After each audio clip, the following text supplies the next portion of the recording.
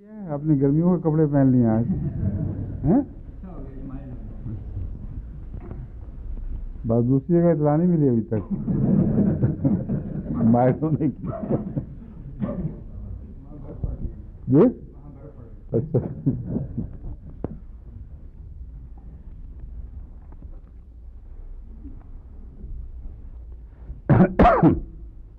آج ہم نے آیت 32 سے درس شروع کرنا ہے، نئی آیت۔ اعوذ باللہ من الشیطان الرجیم، بسم اللہ الرحمن الرحیم۔ ان تجتنبوا کبائر ما تنہون عنہ نکفر عنکم سیئاتکم وندخلکم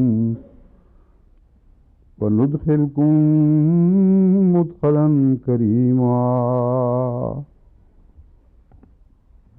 ولا تتمنوا ما فضل اللہ به بعضکم علی بعض للرجال نصیب مما اکتسبوا وللنساء نصیب مما اکتسبن واسألوا اللہ من فضلہ ان اللہ کان بکل شیء علیما۔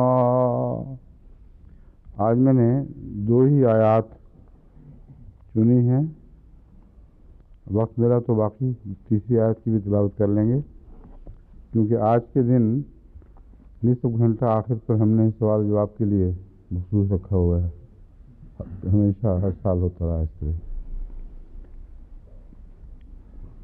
ان تجتنبوا کبائر ما تنہون عنہ، اگر تم ان بڑی بڑی باتوں سے اجتناب کرو جن کے بارے میں تم منع کیے جاتے ہو کہ ایسا نہ کرنا، نکفر عنکم سیئاتکم، ہم تمہاری برائیاں تم سے دور کر دیں گے، وندخلکم ہے لفظ،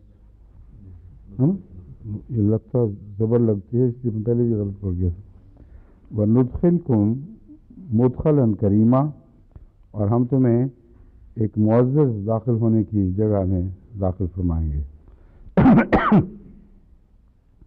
اس آیت میں لفظ کبیرہ اور کبائر کی بہت بڑی بحث اٹھائی گئی ہے کہ کبائر سے کیا مراد ہے، وہ کبائر کیا ہیں جن سے منع کیا جاتا ہے، اور اگر ان سے منع ہو جائیں تو پھر نتیجہ یہ کیا نکالا جا رہا ہے، نکفر عنکم سیئاتکم وندخلکم مدخلا کریما، ہم تم سے تمہاری برائیاں دور کر دیں گے۔ اور مدخلا کریما سے کیا مراد ہے، بس پہلے ان 3 اصطلاحوں کی لغوی تشریح دیکھ لیتے ہیں، پھر بعد میں عمومی گفتگو کریں گے۔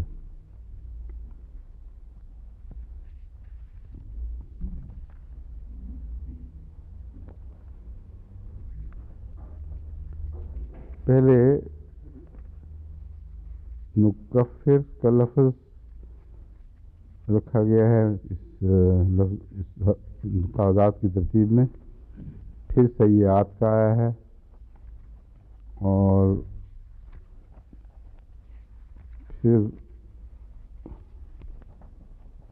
مدخلا کریمہ، اور آخر پہ پھر کبائر کی بحث آئے گی۔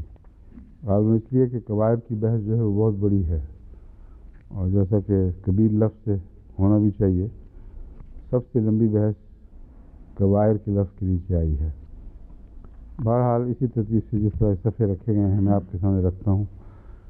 نکفر کا عام معنی جو روزمرہ استعمال ہونے والا معنی ہے وہ ہے دور کر دینا، کسی چیز سے کوئی چیز دور کر دینا، اس کو نکفر کے لفظ سے یعنی بیان کیا جاتا ہے۔ اور تکفیر بھی اسی سے تعلق رکھتی ہے، کفر کا لفظ بھی اسی مادے سے تعلق رکھتا ہے، کسی چیز کا وجود ہو لیکن انکار کر دیا جائے، کالعدم کر دیا جائے اس کو۔ بس نکفر میں بھی موجود چیز کو دور کرنا ایک معنی ہے، یعنی برائیاں موجود تو ہوتی ہیں مگر جب اللہ تعالیٰ دور فرماتا ہے تو ان کو واقعتاً کالعدم کر دیتا ہے، جبکہ جھوٹے لوگ جب حقیقتوں کا انکار کرتے ہیں وہ بھی تکفیر ہی کرتے ہیں مگر ان کی تکفیر ان حقیقتوں پر اثر انداز نہیں ہو سکتی، وہ محض ناحق انکار ہے، مگر خدا تعالیٰ کی طرف جب وہی لفظ منسوب ہوتا ہے تو ناحق کے معنی اڑ جاتے ہیں کلیتاً، کیونکہ حق سے ناحق سرزد نہیں ہو سکتا۔ کفر الشیء سترہ، اس کا جو اقرب الموارد نے لفظی معنی دیا ہے وہ ہے چھپانا، پردہ ڈالنا، بس تکفیر کا ایک معنی حق پر پردہ ڈالنا ہے۔ کفر اللہ لہ الذنب، مگر جب کہا جاتا ہے کہ اللہ نے ذنب پر گویا پردہ ڈالا تو اس کا معنی مٹا دینا ہوتا ہے۔ الکفارۃ ما یغطی الاسم، کفارہ اس چیز کو کہتے ہیں جو گناہ کو ڈھانپ دیتا ہے۔ اب لفظ ڈھانپنا، لفظ جو ڈھانپنے کا ہے وہ یہاں استعمال کر رہے ہیں مفردات والے بھی، اور یقال کفرت الشمس النجوم، اور مفردات میں یہ بھی لکھا ہوا ہے کہ جب یہ کہا جاتا ہے کہ کفرت الشمس النجوم، کہ سورج نے ستاروں کو کفر کر دیا، مراد یہ ہے کہ ان کو پوری طرح ڈھانپ دیا یا ایسا غائب کر دیا گویا وہ کالعدم ہو گیا۔ یقال الکافر للسحاب الذی یغطی الشمس واللیل، کہتے ہیں وہ بادل جو سورج کو چھپا لیتا ہے اور رات کو بھی ڈھانپ دیتا ہے، دونوں جگہ برابر عمل کرتا ہے۔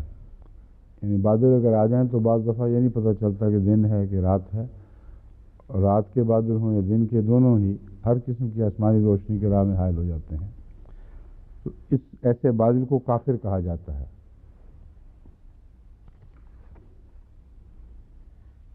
سیئات کی بحث میں ساہ یسوہ سوءً فعل به ما یکرہہ او احزنہ، ہر وہ چیز جو کسی کو بری لگے اور اس سے کسی قسم کی خوشی نہ پہنچے اس کو سو کہتے ہیں،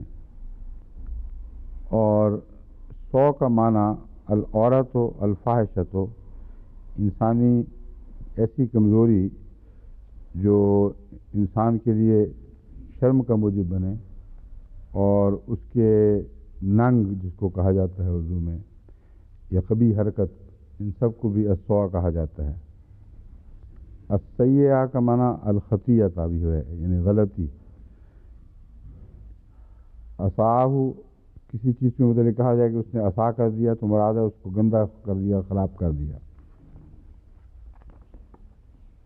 المفردات نے سیئات کی بحث میں مزید یہ باتیں پیش کی ہیں کہ ہر وہ چیز جو انسان کو غم میں مبتلا کرے، خواہ وہ امور دینی سے تعلق رکھتی ہو یا امور اخروی سے، اس کا تعلق احوال نفسانیہ سے ہو یا بدنیہ سے ہو، یا امور خارجہ سے جن کا تعلق مال اور جاہ و جلال کے چلے جانے سے یا کسی قریبی رشتہ دار یا دوست کے فوت ہو جانے سے ہوتا ہے، یہ ساری چیزیں السیئہ کے نیچے بیان ہوتی ہیں۔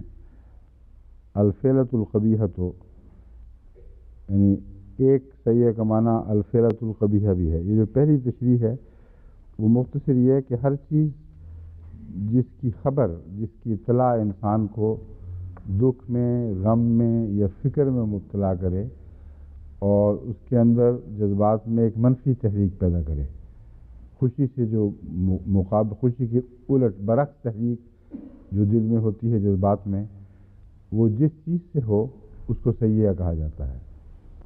لیکن ایک بات ایسی ہے اس میں جو عموماً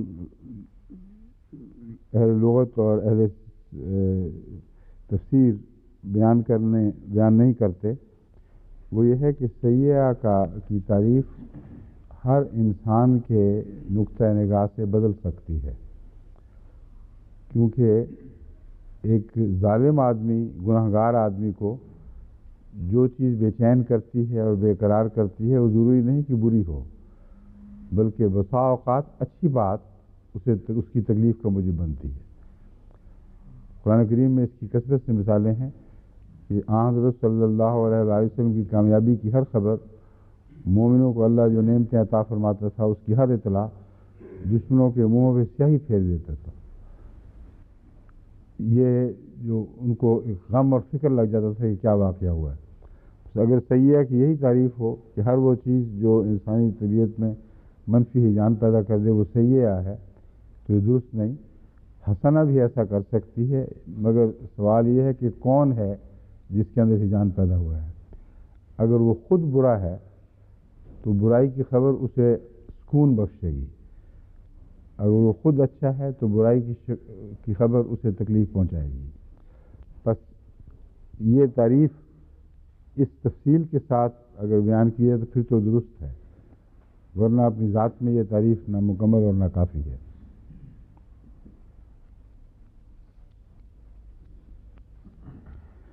بہر امام راغب نے اس کو مختلف پہلوؤں سے بیان کیا ہے، عقل کے لحاظ سے بھی، شرع کے لحاظ سے بھی، جذبات کے لحاظ سے بھی، اقتصادی تعلقات میں بھی، غرضی کہ ہر وہ چیز جو انسانی فطرت پر، انسانی جذبات اور احساسات پر اثر انداز ہو، ان کے نزدیک اگر وہ منفی اثر رکھتی ہے تو سیئہ ہے، اگر مثبت اثر رکھتی ہے تو حسنہ ہے۔ لیکن جیسے کہ میں نے بیان کیا ہے، انسان پر منحصر ہے، ہر شخص کا رد عمل اچھے یا برے ہونے کے لحاظ سے الگ الگ ہوتا ہے۔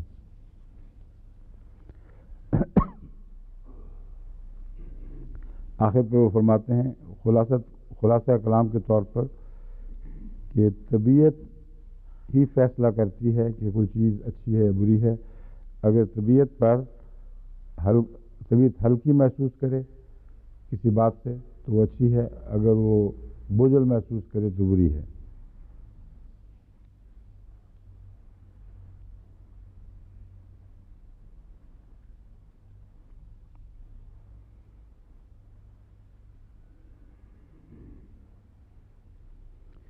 اس کی جو مثال قرآن کریم سے دی ہے وہ بین ہی یہاں چسپاں نہیں ہوتی۔ فرماتے ہیں فَإِذَا جَاءَتْهُمُ الْحَسَنَةُ قَالُوا لَنَا هَٰذِهِ وَإِن تُصِبْهُمْ سَيِّئَةٌ يَطَّيَّرُوا بِمُوسَىٰ وَمَن مَّعَهُ۔ فَإِذَا جَاءَتْهُمُ الْحَسَنَةُ جب ان کے پاس کوئی اچھی چیز آئے تو کہتے ہیں لنا هَٰذِهِ یہ ہماری خاطر ہے، ہماری وجہ سے آئی ہے۔ اور اگر کوئی بری چیز انہیں پہنچے سیئۃ یطیروا بموسیٰ ومن معہ، وہ اس کا شگون موسیٰ کے ساتھ لگاتے ہیں۔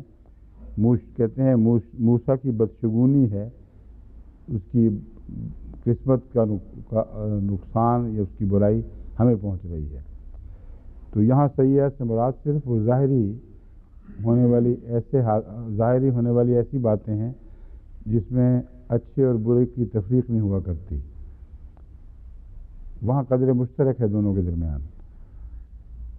یہاں یہ بحث نہیں ہے کہ کس فریق کو کیا پہنچا ہے، یہاں بحث یہ ہے کہ کسی کا کوئی نقصان ہو جائے، خواہ وہ کافر ہو خواہ وہ مومن ہو، اس نقصان کے لحاظ سے دونوں کے جذبات اور احساسات ایک ہی ہوں گے بہرحال۔ بس وہاں سیئہ اور حسنہ کی تعریف میں کوئی فرق نہیں آئے گا۔ حسنہ اور سیئہ کی تعریف میں صرف اس وقت فرق آتا ہے جب ایک انسان دوسرے کے نقطۂ نگاہ سے، اپنے نقطۂ نگاہ سے دوسرے کے حال کو دیکھے۔ اگر دوست کو اچھی چیز پہنچی ہے خوش ہو، اگر دشمن کو بری چیز پہنچی ہے تو خوش ہو، تو خوشی قدر مشترک ہے، لیکن دوست کے ساتھ واقعہ پیش آنا یا دشمن کے ساتھ واقعہ پیش آنا یہ الگ الگ قدریں ہیں۔ تو سیئہ کی تعریف اس لحاظ سے بدلتی ہے، اگر آپ کے تعلقات کے بدلتے ہوئے دائروں کے لحاظ سے آپ ایک فیصلہ کر رہے ہوں، لیکن قدر مشترک ہے وہ صرف اس بات میں ہے سیئہ کی تعریف میں کہ روزمرہ کے نقصانات، روزمرہ کے واقعات، جو بیماریاں، حادثات، ایسی چیزیں جو نیکی بدی کا فرق نہیں کرتی، سب کو برابر نقصان پہنچاتی ہیں، یہ سب چیزیں بلا شبہ سیئات کہلاتی ہیں۔ اس کے علاوہ وہ سیئات جو میں بیان کر چکا ہوں وہ بھی اسی معنی میں داخل ہے۔ مدخلاً داخل ہو گیا، ہم روزمرہ اردو میں بھی استعمال کرتے ہیں وہ چیز، وہ شخص وہاں داخل ہو گیا، وہاں سے نکل آیا، تو مدخلاً کہتے ہیں وہ جگہ جہاں سے داخل ہو جائے یا داخل ہونا، داخل کیا جانا۔ داخل ہونا باہر نکلنے کی ضد ہے، اس کا استعمال مکانی بھی ہے، زمانی بھی ہے اور عملی حالت میں بھی ہوتا ہے۔ زمانے کے لحاظ سے بھی انسان داخل ہوتا ہے اور مکان کے لحاظ سے بھی داخل ہوتا ہے۔ ہم کسی مسجد میں داخل ہو جائیں یا نئے زمانے میں داخل ہو جائیں تو یہ زمانی اور مکانی دونوں معنی رکھتا ہے۔ مدخلہ مصدر میمی ہے اس کا، جیسے رب ادخلنی مدخلہ صدق، اس کا مطلب یہ ہے کہ داخل ہونا، اے خدا ہمیں ایسا داخل فرما جو ہمارے لیے سچائی کا داخل ہونا ہو۔ المدخل الادخال والمفعول من ادخلہ، یعنی داخل کرنا ادخلہ سے مفعول ہے۔ والمدخل شبہ الغار یدخل فیہ، جب کہا جاتا ہے مدخل تو مراد ہے کوئی بھی ایسی چیز ہو جو چھپنے کی جگہ ہو، مثلا غار ہے یا اور کوئی کھو ہے کسی جگہ، تو اس کو مدخل کہتے ہیں، جو غار سے مشابہ اندر جانے کی جگہ ہو، اور یہ مفتعل کے وزن پر ہے۔ کریمن کا لفظ بھی استعمال ہوا ہے۔ اکرم الناس اس شخص کو کہتے ہیں جو سب سے زیادہ متقی ہو، یہ اسلامی اصطلاح ہے، کیونکہ اللہ تعالیٰ فرماتا ہے ان اکرمکم عند اللہ اتقاکم، کہ تم میں سب سے معزز وہ انسان ہے جو سب سے زیادہ تقوی اختیار کرنے والا ہے۔ تو اکرم اسلامی اصطلاح میں متقی کو، سب سے زیادہ متقی کو کہتے ہیں۔ ہر وہ چیز جو اپنے میدان میں، اپنے دائرے میں اعلیٰ ہو، وہ کرم کے نام سے یاد کی جاتی ہے۔ یعنی کوئی ڈاکٹر ہے، وہ اپنے ڈاکٹری کی فیلڈ میں یا ڈاکٹری کے دائرے میں بہت اعلیٰ ہو تو اسے کہیں گے وہ اکرم ہے اس معاملے میں، یعنی اس میں عزت کا مفہوم بھی ہے اور بڑائی کا بھی۔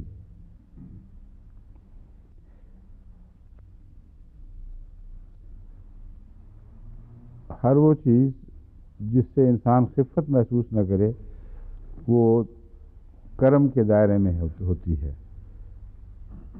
اور ہر وہ چیز جس سے انسان خفت محسوس کرے وہ کرم کا برعکس ہے۔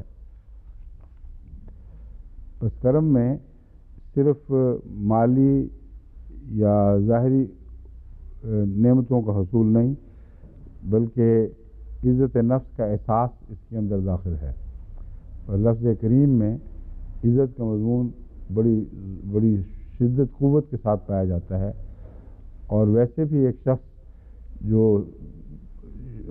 معزز ہو اور امیر بھی ہو، صاحب حیثیت بھی ہو اور سخی بھی ہو، یہ سارے امور اس کو کریم بنا دیتے ہیں۔ اور جب کہا کریم و قومن تو لفظ کریم میں ظاہری نعمتیں بھی ساری آ جاتی ہیں، وہ قوم کا سردار بھی ہے، وہ امیر بھی ہے، وہ سخی بھی ہے، اور اس کے علاوہ اس کے سارے اخلاق معزز اخلاق ہیں، اور وہ عزت ایسی نہیں پاتا جو جبر کی عزت ہے، بلکہ اخلاقی خوبیوں کی وجہ سے قابل عزت ٹھہرایا جاتا ہے۔ بس ہر ایسے شخص کو کریم القوم کہیں گے۔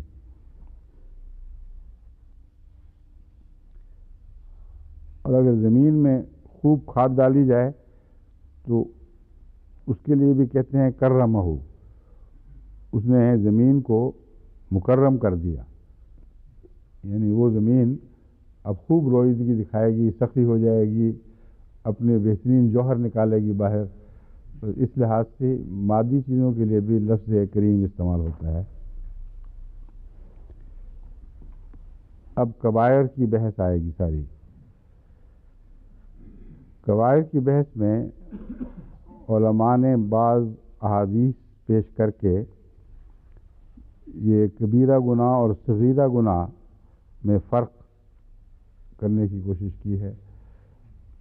دو گروہ ہیں. بعض کہتے ہیں کہ ہر چیز کبیر ہی ہے اور صغیر گناہ کوئی حیثیت نہیں رکھتا، کیونکہ وہ کہتے ہیں نافرمانی خدا کی اپنی ذات میں ایک گناہ کبیرہ ہے. بس نافرمانی خواہ چھوٹی ہو خواہ بڑی ہو وہ کبیرہ ہی کہلائے گی. اس دلیل سے وہ یہ ثابت کرنے کی کوشش کرتے ہیں کہ ہر چیز کبیرہ ہے. اور بعض احادیث ایسی پیش کرتے ہیں جیسے حضرت اکرمہ کی یا اور بعض روایتیں ہیں ابن عباس وغیرہ کی، ان سے وہ یہ نکالنے کی کوشش کرتے ہیں کہ 7 کبائر نہیں بلکہ 700 کبائر ہیں. قرآن کریم نے جن چیزوں کو حرام قرار دیا یا جن چیزوں کو ناپسند فرمایا ان کی پوری فہرست اگر بنائی جائے تو بعض علماء کے نزدیک 700 بنتی ہے. تو یہ کہتے ہیں کہ 7 کا لفظ جو ہے وہ تو چند مثالیں ہیں، ورنہ 700 کے 700 کبائر ہیں. دوسرے علماء قطعی طور پر اس عقیدے کا رد کرتے ہیں. وہ کہتے ہیں تم لوگ معنی صحیح سمجھ نہیں سکے، اور وہ دلائل جو دیتے ہیں وہ قرآن اور حدیث کے حوالے سے دے کر یہ بتاتے ہیں کہ کبائر الگ چیز ہے اور صغائر الگ چیز ہے. اب یہ ان کی جو بحثیں ہیں میں چند نمونے اس کے آپ کے سامنے رکھتا ہوں. پہلے تو ایک حدیث ہے ترمذی کی.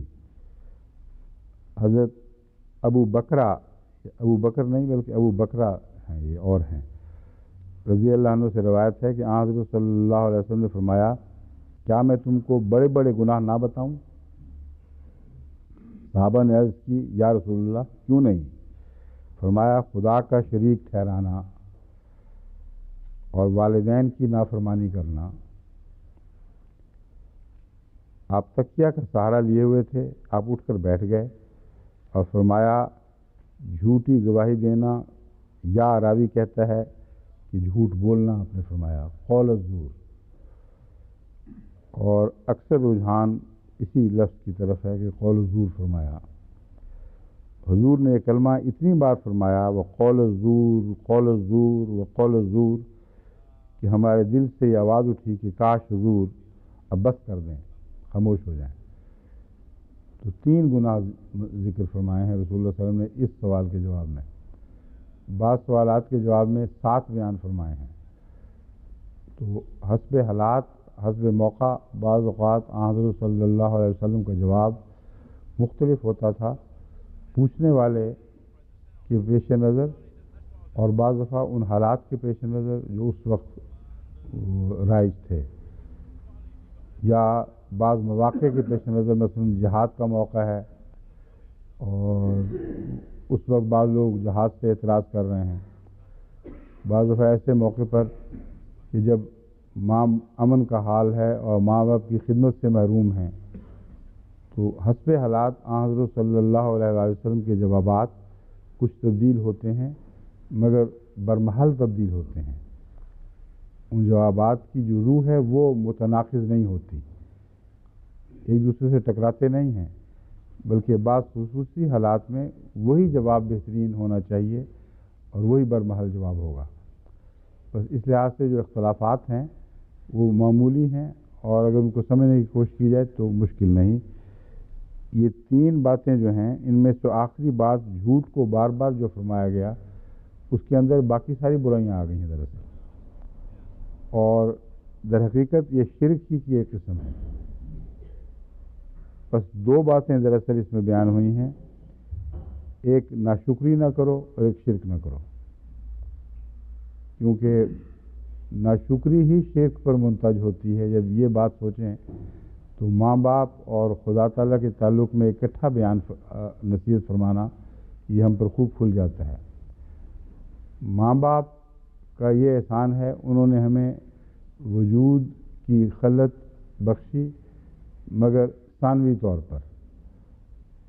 سب سے پہلا جو احسان وجود عطا کرنے کا ہے وہ اللہ تعالیٰ کا ہے، جس میں ماں باپ بھی شامل ہیں۔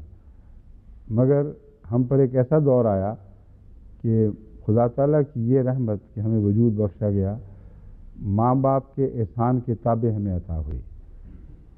ماؤں نے اپنے پیٹ میں پالا، اپنے خون سے حصہ دیا، اپنی ساری طاقتیں تقسیم کیں،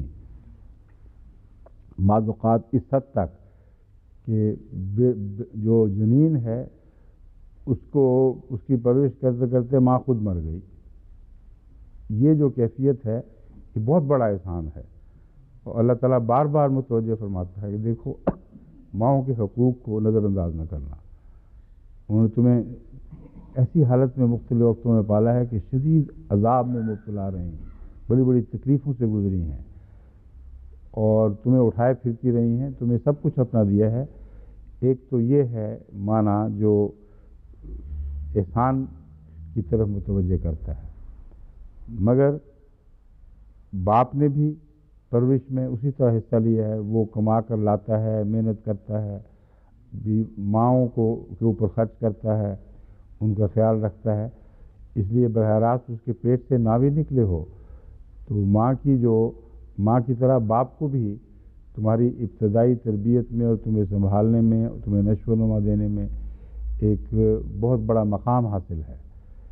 بس یہ وہ بنیادی چیز ہے جو احسان کی طرف متوجہ کرتی ہے، اور اگر یہ احسان جو چند مہینے کا، یہ چند سالوں کا احسان ہے، اس پر خدا اتنا زور دے رہا ہے، تو اس کا طبی نتیجہ یہ نکلتا ہے کہ وہ خدا جس نے آغاز آفرینش سے احسانات کا کیسا سلسلہ شروع کر رکھا ہے جو ختم ہونے میں نہیں آتا، جس کے احسانات کے وسیع تر دائرے میں ایک چھوٹا سا نقطہ ان احسانات کا ہے جو ماں باپ کی طرف سے ہمیں ملتا ہے۔ بس یہ مضمون ہے، برابری کا نہیں، بلکہ یہ مضمون ہے کہ ایسا شخص جو اتنا بے حیا اور بے شرم ہو کہ اس چھوٹے سے دائرے میں بھی احسان کا حق ادا نہ کر سکے، وہ اس لائق کہاں ہوگا کہ وہ اللہ تعالیٰ کے وسیع احسانات کے دائرے کی طرف متوجہ ہو، کیونکہ وہ چیزیں اکثر ایسی ہیں جس کو نظر ہی نہیں آ رہی۔ بس ایک پہلو سے یہ احسان چھوٹا ہے، لیکن دوسرے پہلو سے یہ احسان نمایاں اور خوب کھل کر دکھائی دینے والا ہے۔ بس یہ وہ تعلق ہے جس میں ہمیشہ اللہ تعالیٰ نے شرک سے، ہمیشہ نہیں بسا اوقات شرک سے منع کرتے ہوئے ماں باپ کے ساتھ احسان کی طرف توجہ دلا دی۔ اگر تم ماں باپ کی طرف احسان کو ہمیشہ اپنے پیش نظر رکھتے ہوئے یہ کوشش کرو گے کہ کسی طرح اس احسان کا کچھ بدلہ دے سکو، تو وہ بدلہ احسان کے بجائے احسان ہی ہو سکتا ہے۔ تو اسی لیے فرمایا بالوالدین احسانہ، کیونکہ امر واقعہ یہ ہے کہ احسان کا دراصل کوئی بھی بدلہ نہیں۔ احسان ایک ایسے فعل کو کہتے ہیں جو کسی وجہ کے بغیر کسی دوسرے پر کچھ فضل کر دیا گیا ہو، اور یہ اپنی ذات میں ایک دائم رہنے والی چیز ہے۔ محنت کا بدلہ دیں تو وہ بدلہ اتر جاتا ہے، لیکن احسان کا بدلہ کیسے اتاریں گے؟ بس اللہ تعالیٰ فرماتا ہے حل جزاء الاحسان الا الاحسان، احسان کا بدلہ احسان کے سوا اور کیا ہو سکتا ہے؟ بس تم بھی، وہ احسان بھی اپنی جگہ قائم رہے گا، تمہارا احسان بھی قائم رہے گا، مگر یہ ایک ایٹیٹیوڈ ہے، ایک طرز عمل ہے جس کی طرف توجہ دلائی گئی ہے۔ بس اگر تم شرک نہ کرو تو کبائر سے بچو گے، اگر احسان فراموشی نہ کرو تو کبائر سے بچو گے، اور اللہ تعالیٰ کا شرک نہ کرنا، اللہ تعالیٰ کا شریک نہ ٹھہرانا، دراصل اس کا اسی لفظ احسان سے ہی تعلق ہے، کیونکہ اللہ تعالیٰ کے اتنے احسانات ہیں ان کو نظر انداز کر کے اس کی نعمتیں کسی اور کی طرف منسوب کر دیں آپ، اور محسن کوئی اور ہو اور شکریہ کسی اور کے ادا ہو رہے ہوں، تو اس سے بڑی کون سی احسان فراموشی ہو سکتی ہے؟ تو اسی لیے شرک اور احسان نافراموشی کو یہاں اکٹھا ہی کر دیا گیا ہے۔ اور زور جھوٹ کو کہتے ہیں، ہر بات جو حق کے خلاف ہے وہ زور ہے۔ بس یہاں دراصل ایک ہی مرکزی نقطہ ہے جو رسول اللہ صلی اللہ علیہ وسلم نے بیان فرما دیا ہے، جو ہر بڑے گناہ کی جڑ ہے۔ اگر ایک شخص میں ناشکری پائی جائے اور ناشکری اس پر شرک پر منتج ہو جائے، کھلم کھلا خدا کے تعلق میں، ماں باپ کے تعلق میں احسان فراموشی کی صورت میں ظاہر ہو رہی ہو، اور جھوٹ کی اس کو عادت ہو، تو یہ دراصل تینوں ایک ہی بیماری کے مختلف نام ہیں، اور تمام کبائر گناہ ان سے پھوٹتے ہیں۔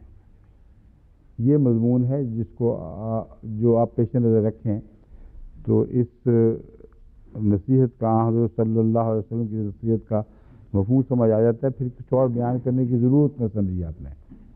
بار بار جب فرمایا وقول الزور وقول الزور قول الزور، خبردار جھوٹ سے بچنا، جھوٹ سے بچنا، تو یہ ثابت فرما دیا کہ جھوٹ ہی دراصل ہر بات کی جڑ ہے، حق ہر نیکی کی روح ہے اور جھوٹ ہر بدی کی جڑ ہے۔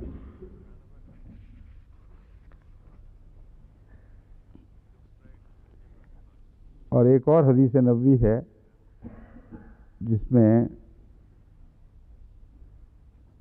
کسی نے پوچھا کہ قال سالتو اور سئل رسول اللہ، راوی بیان کرتے ہیں، یہ صحیح بخاری سے حدیث لی گئی ہے کتاب التفسیر سے، کہ عبداللہ جو راوی ہیں اس روایت کے، وہ بیان کرتے ہیں کہ میں نے پوچھا یا پوچھا گیا میری موجودگی میں۔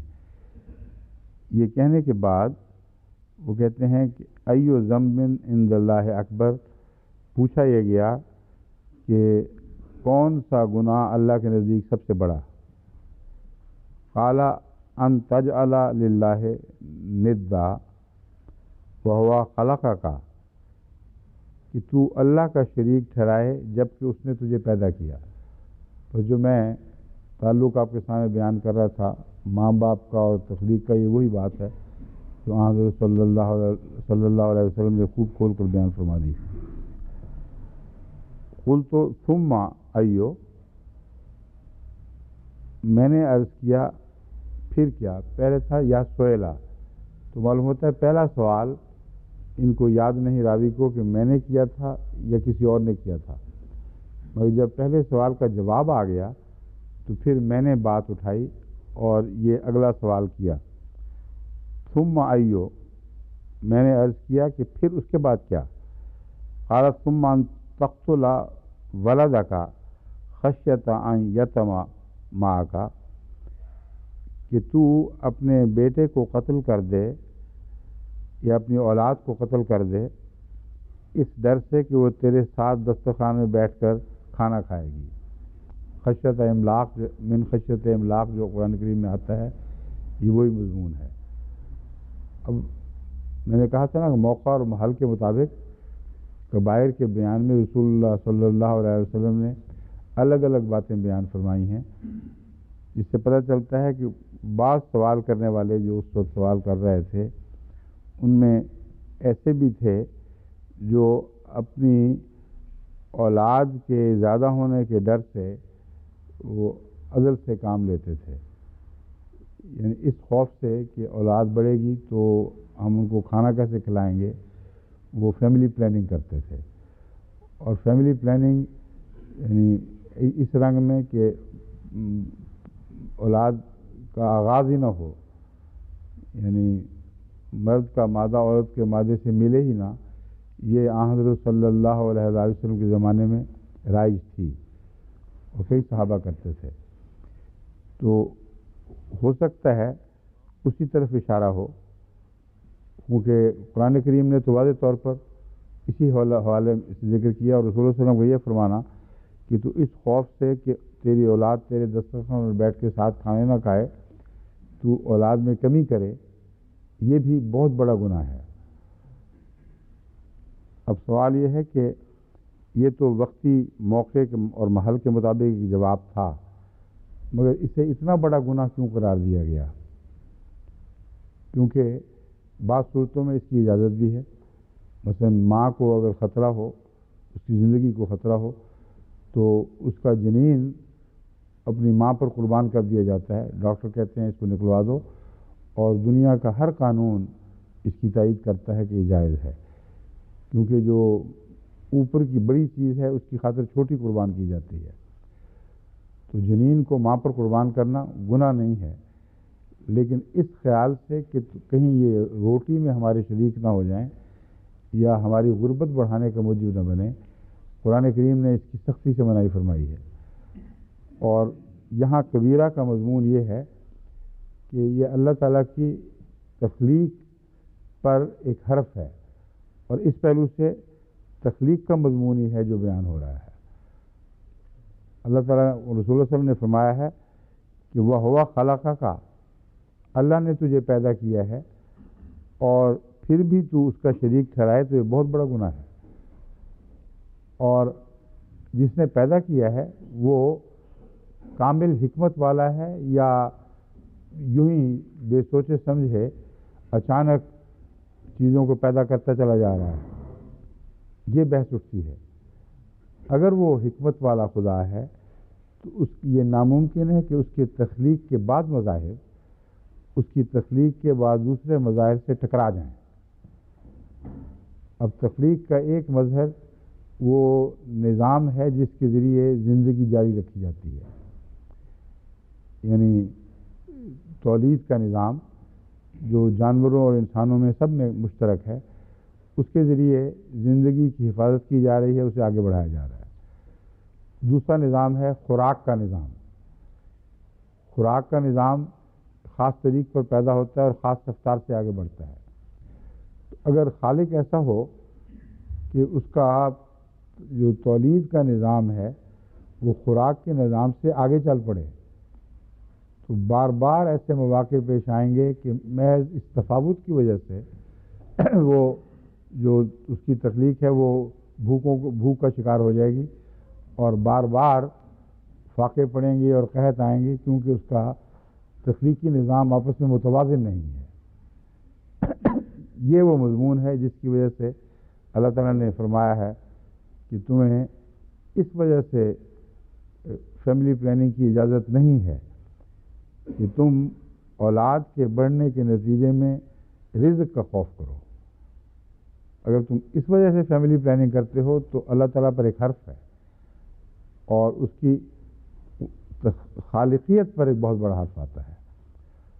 بس حضرت صلی اللہ علیہ وسلم نے اچانک ایک بات سے دوسری طرف جو انحراف فرمایا ہے، یہ بے تعلق نہیں ہے، بلکہ خالقیت ہی کا مضمون ہے، اور اسی کا فلسفہ بیان فرماتے ہوئے توجہ دلائی ہے کہ اگر تم اولاد کے معاملے میں یہ ڈرتے ہو کہ یہ بڑھ نہ جائے اور رزق پیچھے نہ رہ جائے، تو یہ اللہ تعالیٰ کی ذات پر ایک بہت بڑا اتہام ہے، اس کی خالقیت پر ایک اتہام ہے، اس لیے گناہ کبیرہ میں داخل ہے.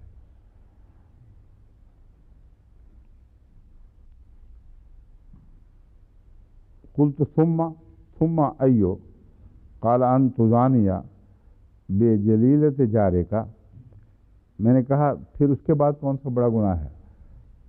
تو فرمایا کہ یہ کہ تم اپنے پڑوسی کی بیوی سے بدکاری کرو. یہ نمبر 3 گناہ کبیرہ ہے. حالانکہ زنا بحیثیت زنا کے کبائر میں شمار کیا جاتا ہے، مگر یہ شرط لگائی کہ پڑوسی کی بیوی سے اب تم یہ بدکاری کا معاملہ کا تعلق قائم کرو، یہ نمبر 3 آتا ہے.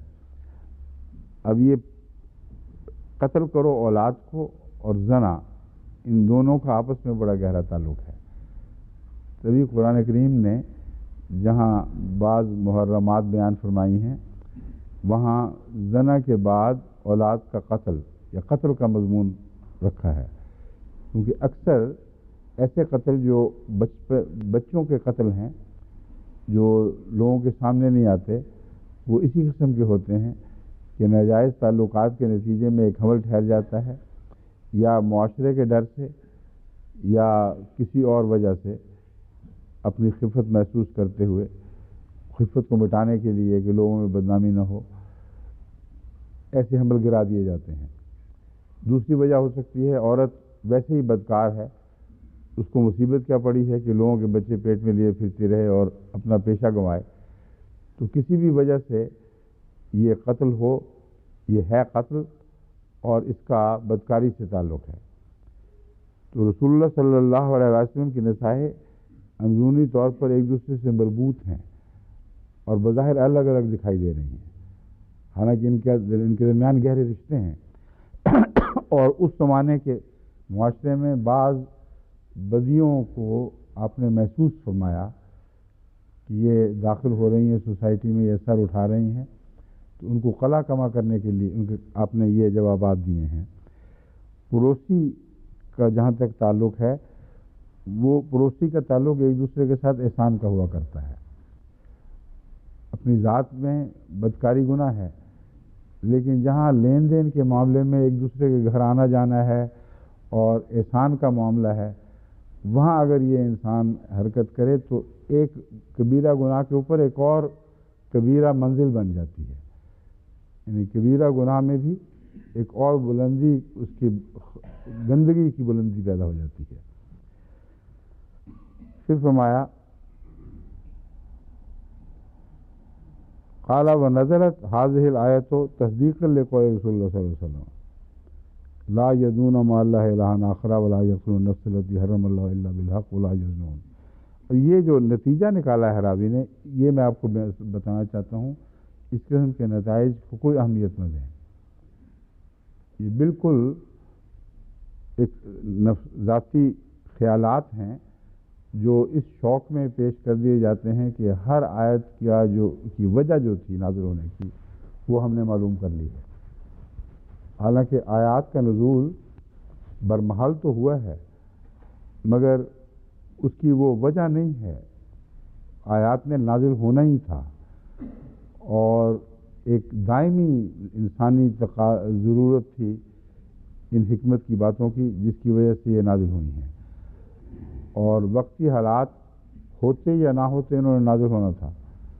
اور پھر جس رنگ میں بیان کیا گیا وہ یہ ہے کہ رسول اللہ صلی اللہ علیہ وسلم کی اس بات کی تصدیق کی خاطر کہ رسول اللہ صلی اللہ علیہ وسلم نے جو کہا بالکل ٹھیک کہا ہے، اللہ تعالیٰ نے یہ آیت نازل کر دی، حالانکہ رسول اللہ صلی اللہ علیہ وسلم نے اس آیت کے نزول کے نتیجے میں یہی بات کی ہوگی، یا ویسے ہی آپ کی فراست بسا اوقات خدا تعالیٰ کے منشا سے ہم آہنگ ہوتی تھی، اور یہ بھی پختہ پتہ نہیں کہ آیت اس واقعہ کے مان بعد نازل ہوئی ہے پہلے ہوئی ہے، یہ محض راویوں کا شوق ہے، یعنی اہل تفسیر کا شوق ہے کہ ہر چیز کی ایک وجہ نزول بیان کی جائے۔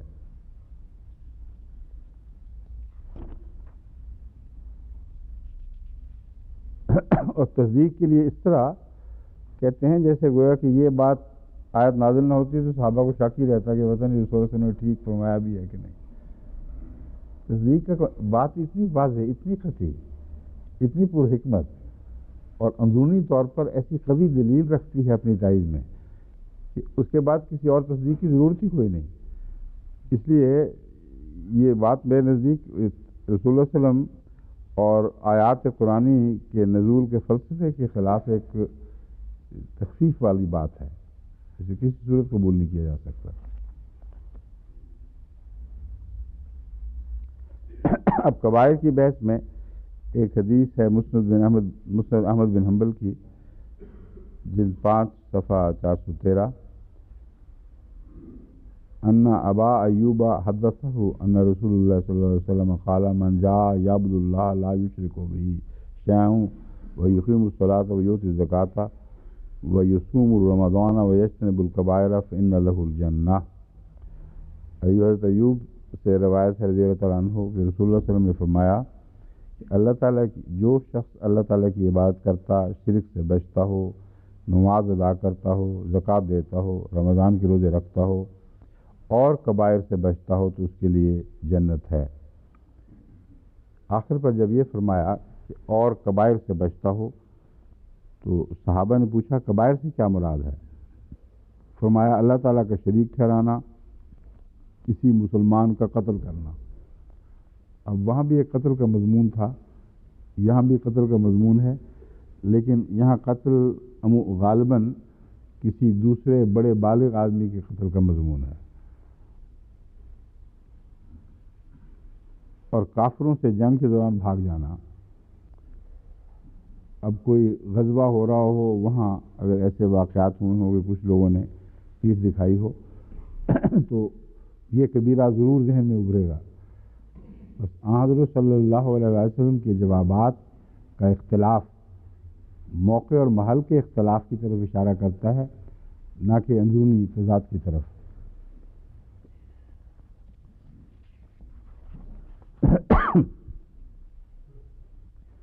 کبائر سے محفوظ نماز، روزے اور زکوٰۃ کا پابند جنتی ہے۔ اس سلسلے میں سنن نسائی کتاب الزکوٰۃ میں ایک اور حدیث ہے جس کا ترجمہ یہ ہے کہ ابو عبداللہ نعیم روایت کرتے ہیں کہ انہیں صہیب نے بتایا کہ انہوں نے ابو ہریرہ اور ابو سعید کو یہ کہتے ہوئے سنا کہ رسول اللہ صلی اللہ علیہ وسلم نے ایک روز ہمیں مخاطب کر کے فرمایا، جب کوئی بندہ 5 نمازیں ادا کرتا ہے، رمضان کے روزے رکھتا ہے، زکوٰۃ دیتا ہے اور 7 کبائر گناہوں سے بچتا ہے، یہاں لفظ 7 پہلی دفعہ آیا ہے، پہلے لفظ 7 کا ذکر نہیں آیا، اس کے لیے جنت کے دروازے کھولے جاتے ہیں اور اسے پیغام ملتا ہے کہ سلامتی کے ساتھ داخل ہو جا۔ پس رمضان مبارک میں اور باتوں کے علاوہ جو نیکیوں کی کوشش ہے، وہاں برائیوں سے بچنے کے لیے بھی ایک خصوصی جد و جہد کی ضرورت ہے، ورنہ کبائر سارے کے سارے تو کم ہی لوگوں میں ہوں گے، مگر کوئی نہ کوئی کبیرہ کسی نہ کسی رنگ میں کسی انسان سے چمٹا رہتا ہے۔ اس کی آخری صورت نہیں تو اس کے آغاز کی صورتیں بعض دفعہ بعض نیک لوگوں کے ساتھ لگ جاتی ہیں، بیماریوں کی طرح۔ جیسے چھوٹی بیماریاں ہیں مگر وہ آہستہ آہستہ بڑی بن جایا کرتی ہیں۔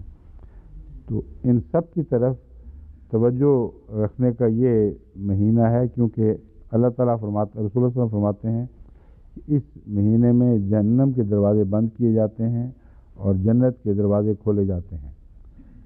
اس کی تشریح خود رسول اللہ صلی اللہ علیہ وسلم نے فرما دی کہ جن کے لیے جنت کے دروازے کھولے جاتے ہیں وہ یہ باتیں کرتے ہیں تو جنت کے دروازے کھولے جاتے ہیں، اور وہ مثبت باتیں بیان فرمانے کے بعد 7 کبائر سے وہ بچتا ہے۔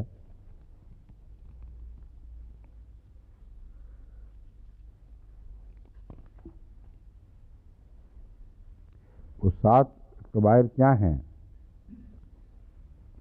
صحیح بخاری کتاب الوصایا باب قول اللہ تعالی باب قول اللہ تعالی ان الذین یاکلون اموال الیتامی ظلما تا آخر سیرہ تک۔ حضرت ابو ہریرہ سے روایت ہے کہ حضور صلی اللہ علیہ وسلم نے فرمایا 7 مہلک امور سے بچو۔ عرض کی وہ کون سے ہیں؟ فرمایا شرک، جادو، ناحق قتل کرنا، سود کھانا، یتیم کا مال کھانا، کافروں سے جنگ کے وقت بھاگ نکلنا، اور پاک دامن بھولی بھالی مومن عورتوں پر الزام لگانا۔ اب دیکھیں یہاں یہ فہرست بدل گئی، پہلے جو کبائر تھے ان کے ذکر میں اور چیزیں بیان ہو رہی ہیں، اب اور چیزیں بیان ہو رہی ہیں۔ تو اس سے پتہ چلتا ہے کہ لفظ کبیر کا اطلاق موقع اور محل کے مطابق ہوتا ہے، اور بعض حالات میں بعض چیزیں کبیرہ گناہ بن جاتی ہیں، بعض دوسرے حالات میں بعض دوسری چیزیں کبیرہ گناہ بن جاتی ہیں۔ اب لفظ جادو جو فرمایا ہے یہاں دراصل سحر کا معنی ایک جھوٹ کا بھی ہے، فرضی چیز جس کی حقیقت کوئی نہ ہو۔ بس مراد یہاں جادو سے مراد عام جادو ہی نہیں جو عربوں میں رائج بھی تھا، مگر اصل جو مرکزی نقطہ ہے وہ جھوٹ ہے، جیسا کہ رسول اللہ صلی اللہ علیہ وسلم نے فرمایا وہ قول الزور۔ جو فرعون کے جادوگروں نے جادو دکھایا تھا اس کو قرآن کریم واضح طور پر جھوٹ بیان فرماتا ہے. کہتا ہے حقیقت میں نہ رسیاں سانپ بنی، نہ کوئی ظاہری تبدیلی پیدا ہوئی، محض آنکھوں نے ایک غلط چیز دیکھی جو ان کے جادو کے اثر سے تھی. آنکھوں پر انہوں نے جادو کیا، رسیوں پر جادو نہ کر سکے. رسیاں اسی طرح رہیں اور ایک فرضی چیز دکھائی دینے لگی جو حقیقت میں موجود نہیں تھی. تو جادو، کھیل تماشے، جو سب چیزیں جو ایک جھوٹا تصور پیش کرتی ہیں، اگر تو محض تفنن کے طور پر، تفنن طبع کی خاطر اور عام روزمرہ کی دلچسپی کے طور پر ہو، اور لوگوں پر یہ اثر نہ ڈالنا ہو کہ واقعتاً ایسا ہو گیا ہے، بلکہ تعجب پیدا کرنا ہو، تو یہ جھوٹ کی تعریف میں داخل نہیں ہوگا. کیونکہ جھوٹ سے مراد ایک ایسی کوشش کرنا ہے کہ حقیقت کے خلاف انسان کو واقعتاً کسی غیر حقیقی چیز پر ایمان دلانے کی کوشش کی جائے. آپ اگر کسی سے سوال کرتے ہیں کہ کسی کو سمجھانے کی کہتے ہیں کہ مثلاً کئی محاورے ہیں جن میں ہم روزمرہ ایسی بات کر دیتے ہیں جن کا تعلق واقعتاً مس لیڈ کرنے سے نہیں ہوتا. کوئی ہے مثال ایسی ذہن میں آ رہی ہے کسی کے؟ نہیں یہ تو لغو بھی ہے اور جھوٹ بھی ہے. ہاں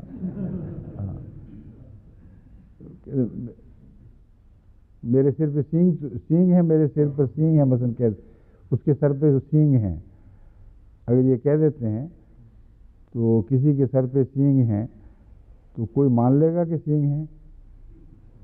مراد یہ ہے کہ اس کی کوئی بیوقوفی، کوئی غلط بات کی طرف توجہ دلانے کے لیے اس کی طرف ایک ایسی بات منسوب کر دی جو نہیں ہوتی انسانوں میں، یا اس کا دم چھلا ہے فلاں شخص.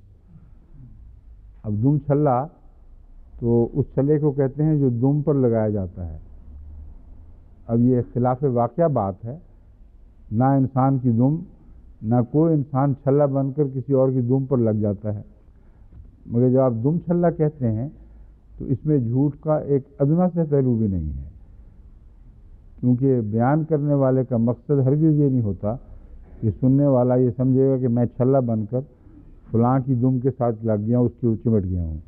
نہ اس کی دم، نہ انسان چھلا بن سکتا ہے. تو دم چھلا کیا ہوتا ہے؟ جو چھلا بن کر دم پر چمٹ جائے اور ہمیشہ ساتھ ساتھ رہے. تو مراد یہ ہے کہ تم تو اس کے پیچھے لگ جاتے ہو، ہمیشہ لگے رہتے ہو، خود سوچ کے فیصلے کوئی نہیں کرتے. جیسے چھلا بے اختیار ہے دم کے ساتھ لگے رہنے میں، اس طرح تم بھی بے اختیار ہو فلاں بات کی ہاں میں ہاں ملانے میں، فلاں شخص کی ہاں میں ہاں ملانے میں. تو یہ وہ مثال ہے جو میں سوچ رہا تھا، جس میں واقعتاً بالکل جھوٹ دکھائی دیتی ہے بات، لیکن جھوٹ کا ایک ادنا سے پہلو بھی نہیں ہے. تو سحر جھوٹ تب ہوتا ہے جب اس میں دھوکہ شامل ہو، اور وہ سحر ہے جو حرام ہے. بس عام تماشے آپ دیکھتے ہیں، بعض دفعہ ٹیلی ویژن پہ بھی، ادھر ادھر گھر میں بھی بچوں کو تماشے دکھائے جاتے ہیں، تعجب کی بات پیدا کی جاتی ہے. غلطی سے اس کو سحر نہ سمجھیں. سحر میں جھوٹ کے معنی پائے جاتے ہیں، تبھی انبیاء پر الزام تراشی کے وقت ہمیشہ ان کو ساحر ان معنوں میں کہا گیا ہے. ان معنوں میں نہیں کہا گیا کہ وہ کوئی واقعی جادو کے کھیل دکھایا کرتے تھے. ان معنوں میں کہا گیا ہے کہ یہ جو باتیں کرتے ہیں وہ جھوٹ ہے اور جھوٹا اثر تم پر ڈال رہا ہے. نہ اس قسم کا کوئی خدا ہے جیسے یہ بیان کرتا ہے، نہ یہ جو تمہیں معجزے دکھائی دے رہے ہیں اس کے، یہ حقیقی معجزے ہیں، یہ اتفاقات ہیں، حادثے ہیں. جس طرح جب میں نے موبائلوں کے چیلنج دیا تھا تو اب جو علماء کی طرف سے جو اس کے جواب میں شور اٹھا ہے، اس میں انہوں نے ایک بات یہ کہی کہ ضیاء کی ہلاکت اتفاق تھا اور وہ معجزہ نہیں تھا. تو اسی لیے وہ انبیاء کی طرف سے جو معجزے ظاہر ہوتے ہیں یا خدا تعالیٰ کی خبروں کی پیشگوئیوں کے نتیجے میں جو لوگوں کو عطا کرتا ہے، جو واقعات رونما ہوں، انہیں وہ سحر کہہ دیتے ہیں. اس کا مطلب ہے جھوٹ ہے یا اتفاقی حادثہ ہے، حقیقت سے اس کا جو بیان کی جاتی ہے اس کا تعلق نہیں۔ اب ضمن میں بتا دوں، وہ جو ضیاء کی موت کو یہ ایک اتفاقی حادثہ کہتے ہیں۔ سوال یہ اٹھتا ہے کہ شاہ فیصل کو کیا ہوا تھا؟ 3 آدمی ہیں جنہوں نے سب سے اہم کردار ادا کیا ہے جماعت احمدیہ کو غیر مسلم قرار دینے میں، اور اونچی سطح پر جو فیصلہ کن طاقتیں تھیں ان میں دراصل سب سے بڑی طاقت فیصل کی تھی، کیونکہ جب تک وہ اس کو صاد نہ کرتا، پوری تائید کی حمایت نہ، پوری تائید کی ضمانت نہ دیتا، اس وقت تک پاکستان کو بھی اس فیصلے کی توفیق نہیں ملنی تھی۔ بس بھٹو صاحب نے پہلے فیصل سے پوری طرح اجازت حاصل کی ہے، گرین سگنل لیا ہے کہ ٹھیک ہے نا، سب کچھ تو متفق ہو، پوری طرح اس معاملے میں ہمارا ساتھ دو گے، تب یہ بات ہوئی۔ پھر بھٹو صاحب نے وہ فیصلہ کیا جو 90 سالہ مسئلے کا حل ہوا، اور اس وقت سے 90 سالہ مسائل کی زنجیر ہے جو، یا 90 دنوں کی زنجیر ہے جو پاکستان کے گلے میں لٹکی ہوئی ہے، جو الگ ہوتی نہیں، اور بار بار یہ خود بھی 90 کے لفظ کو استعمال کرتے ہیں۔ پھر ضیاء کی باری آئی۔ ان تینوں کا غیر طبی صورت میں مرنا اور اس طرح ہلاک ہونا کہ کوئی انسان اس کا تصور بھی نہیں کر سکتا تھا، یہ سب اتفاقات ہیں۔ سوال تو یہ پیدا ہوتا ہے، صحت تو وہ ہوتا ہے جو جھوٹ پر مبنی غیر حقیقی بات ہو۔ یہاں ایک حقیقی بات کو غلط دکھانا یہ کام کر رہے ہیں، ہماری طرف سے وہ سیر نہیں ہے۔ دیکھ رہے ہیں کہ واقعہ ہو گیا ہے، اس کی توجیہ کچھ اور پیش کر رہے ہیں۔ انگلستان میں ایک چوتھا واقعہ بھی اس کے مان بعد ہوا، جو یہاں محمود صاحب تھے، وہ مولوی محمود میر پوری صاحب، وہ کس طرح ہلاک ہوئے ہیں۔ اس سے پہلے انہوں نے مبالغے کو قبول کیا، اور ہمارے سید نصیر شاہ صاحب کو ان چیزوں میں بڑی دلچسپی رہتی ہے، انہوں نے فون کر کے ان کے نائب سے، جو بھی ان کی اتھارٹی تھی ان میں، ان سے پوچھا کہ میں نے سنا ہے کہ محمود میر پوری صاحب نے مباہلے کو چیلنج قبول کر لیا ہے، درست ہے یا غلط؟ اس نے کہا ہاں درست ہے، وہ مباہلے کا چیلنج قبول کر چکے ہیں۔ اور اس کے چند دن کے بعد اس حادثے میں وہ ہلاک ہوئے جو تعزیت والے آئے تھے، وہ بھی ساتھی ان کو بھی لے ڈوبے، اور بڑی بھاری تعداد میں لوگ زخمی یا ہلاک ہوئے، اور ایک کوہرام مچ گیا۔ تو یہ ریکارڈنگ اس کی، یہ شکر کہ ہے انہوں نے ریکارڈ کر لیا، ورنہ بعد میں لوگ انکار کر دیا کرتے ہیں۔ وہ اس کی اپنی زبان میں اس کی ریکارڈنگ موجود ہے۔ تو یہ میں بتاتا ہوں کہ شہر میں اور اعجازات میں اللہ تعالیٰ کی طرف سے جو معجزے ہیں ان میں بہت نمایاں فرق ہوا کرتا ہے۔ شہر حادثات ہیں، اتفاقی باتیں ہیں جن کے اندر کوئی ٹھوس چیز نہ ہو، اور جو خدا تعالیٰ کی طرف سے نشان ظاہر ہوتے ہیں وہ ٹھوس حقائق پر مبنی ہوتے ہیں، ان کو باطل قرار دیا جا ہی نہیں سکتا۔ اب یہ سارے اتفاقات کیسے اکٹھے ہو گئے؟ اور پھر وہ اللہ کیسا ہے جو اس دور کے سب سے بڑے مجاہدین، اگر احمدیت جھوٹی ہے تو اس زمانے کے سب سے بڑے مجاہدین یہ ہیں، جن کی فہرست امیر فیصل سے شروع ہوتی ہے اور ضیاء پر ختم ہوتی، یا پھر ان مولویوں پر جنہوں نے مبالغے کو قبول کیا۔ ان سب سے یہ سلوک اللہ کرے۔ ہم نے تو کہیں قرآن کریم میں نہیں پڑھا، نہ کسی اور مذہب کی تاریخ میں، کہ خدا کی تائید میں، اس کے دین کی تائید میں باطل کے خلاف اٹھنے والی قوتوں کو خدا اس طرح ہلاک اور ذلیل و رسوا کر دے۔ تو ان کی آنکھیں نہیں ہیں دیکھنے کی، ابھی بھی وقت ہے، دیکھ لیں۔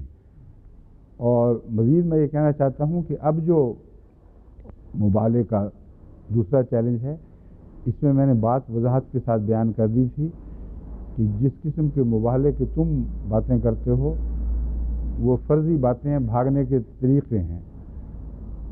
میں آسان طریقہ یہ صرف لعنت کا بیان کر رہا ہوں،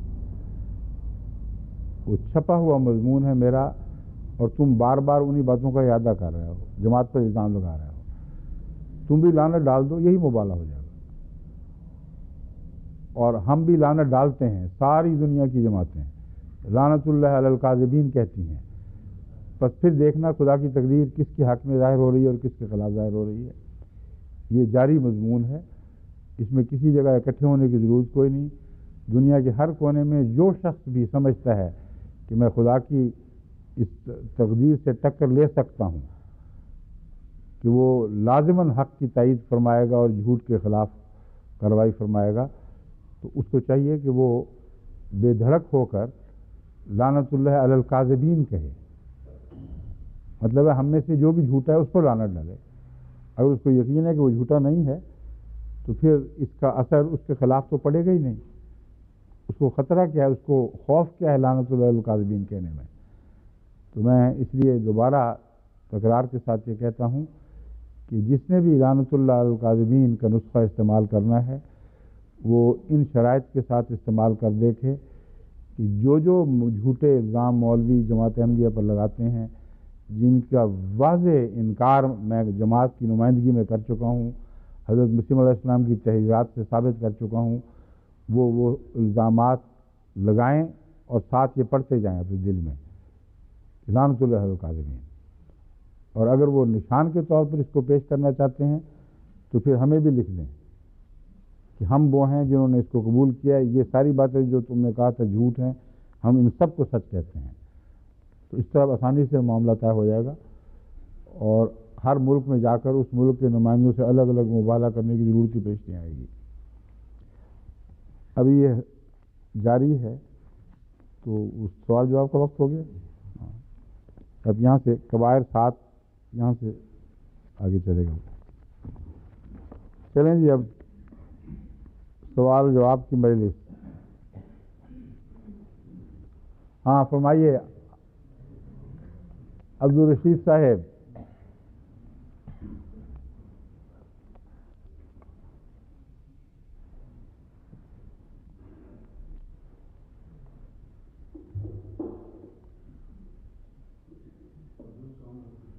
وعلیکم السلام ورحمۃ اللہ۔ حضور نے دو سوالوں کے جوابات تو دیے ہیں، لیکن مزید پوچھنے کی ضرورت ہے۔ اچھا کون کون سے؟ قرآن مجید کی سورت 2 تا 5 جن میں سورت النساء بھی شامل ہے، جی یہ سب صورتیں مکہ میں نازل ہوئیں، ان کو قرآن شریف کے شروع میں رکھنے کی کیا حکمت الہی ہے؟ سورہ نساء مکہ میں نازل ہوئی؟ مدینہ میں۔ ہاں مدینہ۔ ہاں جی یہ سب 2 سے 5 تک مدینہ میں نازل ہوئی۔ ہاں جی، اور ان کو میں تو کئی دفعہ بیان کر چکا ہوں، ایک دفعہ نہیں۔ اب میں کس طرح کون سی زبان استعمال کروں؟ حضور وہ بات یہ ہے کہ یہ اتفاقیہ ہے یا کیا ہے، 2 سے 5 تک یہ ساری مدینہ میں نازل ہوئی ہیں۔ میں عرض کر رہا ہوں کہ میں نے صاف کہا ہے کہ اتفاقیہ نہیں ہے۔ میں نے یہ اس مضمون کو آج کے درس میں بھی دہرایا ہے کہ صورتوں کا نزول موقع اور محل کے مطابق بھی ہے، لیکن ایک دائمی ترتیب بھی اپنے اندر رکھتا ہے۔ جب قرآن کریم کو دائمی ترتیب دینے کا سوال اٹھا تو حضرت صلی اللہ علیہ وآلہ وسلم پر جبرائیل علیہ السلام بار بار نازل ہوئے اور بتایا کہ اس کی دائمی ترتیب یہ ہوگی۔ نزول کی ترتیب موقع اور محل کے مطابق ہے، اور دائمی ترتیب جو قیامت تک کے لیے قیامت تک کے واقعات پر اطلاق پاتی ہے اور ضرورتوں پر اطلاق پاتی ہے، وہ ایک الگ ترتیب ہے۔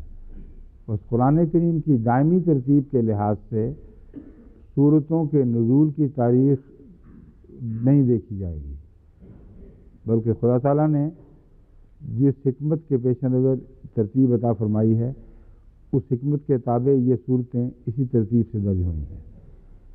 اس کا ثبوت کہ واقعتاً یہ اتفاقی نہیں بلکہ خدا تعالیٰ کی حکمت بالغہ کے نتیجے میں ایسا ہوا ہے، یہ ہے کہ جب آپ ان صورتوں کو پڑھتے ہیں تو مسلسل پہلے لفظ الف لام میم سے لے کر آخر تک مسلسل ربط دکھائی دیتا ہے۔ آیت آیت میں ربط ہے، ہر مضمون میں ربط ہے، خواہ وہ آیات کے نیچے نچلی سطحوں پہ بیان ہوا ہو، ان میں آپس میں ربط ہے جو چلتا چلا جاتا ہے، اور صورت میں ربط ہے۔ تو یہ اتفاقی کیسے ہو سکتا ہے؟ یہ بات ہے جو میں بار بار سمجھانے کی کوشش کر چکا ہوں۔ جی جزاک اللہ۔ اسی سمت میں دوسرا سوال یہ ہے جی، سورۃ النساء آیت نمبر 29 جو آپ نے پچھلے ہفتے درس میں اللہ تعالیٰ، اس میں اللہ تعالیٰ نے فرمایا ہے کہ انسان کو کمزور پیدا کیا گیا ہے، تو پھر اللہ تعالیٰ کی انسان کو کامل شریعت عطا کرنے میں کیا حکمت اور راز ہے؟ خاص طور پر کامل شریعت کا ذکر سورۃ الاحزاب میں ہے جو 33ویں نمبر پہ آئی ہے۔ اس سے صاف پتہ چلتا ہے کہ اگر انسان کو کامل کرنا ہو اور وہ کمزور ہو تو اللہ کی رہنمائی کی ضرورت ہے، ورنہ انسان میں فی ذات ہی یہ صلاحیت موجود نہیں کہ وہ درجہ کمال کو پہنچ سکے۔ اپنی کمزوریوں کی وجہ سے جو ذہنی بھی ہیں، عقلی ہیں، نفسانی ہیں، وہ لازماً ان اعلیٰ مقاصد سے محروم رہ جائے اگر اپنے حال پر چھوڑ دیا جائے جن اعلیٰ مقاصد کی خاطر اس کو پیدا کیا گیا ہے۔ اس لیے تکمیل جو انسانی صفات کی تکمیل ہے، اس بات کی محتاج ہے کہ تکمیل کی رہنمائی اوپر سے ہو، اور اگر ہو تو پھر وہ ان کمالات کو حاصل کر سکتا ہے جو اس کی سرشت میں داخل تو ہیں مگر اس کی کمزوریوں کی وجہ سے پنپ نہیں سکتے۔ بس ضعیف ہونے کے باوجود اس کے اندر وہ صلاحیتیں موجود ہیں جو تکمیل تک پہنچ سکتی ہیں، اور وہ از خود نہیں پہنچ سکتی۔ ہاں، ایک کامل ذات کی طرف سے ان کی رہنمائی ہو اور توفیق ملے تو پھر پہنچ سکتے ہیں۔ یہ مضمون ہے، اس میں تضاد نہیں ہے، بلکہ ادنا حالت سے اعلیٰ حالت تک پہنچنے کے مضمون کی حکمت بیان فرمائی گئی ہے اور طریق بیان فرمایا گیا ہے۔ ٹھیک ہے، شکریہ۔ ہاں جی، آپ سردار صاحب، آپ یہاں بیٹھا کرتے تھے، آج وہاں کیوں چلے گئے ہیں؟ اچھا جی، ٹھیک ہے۔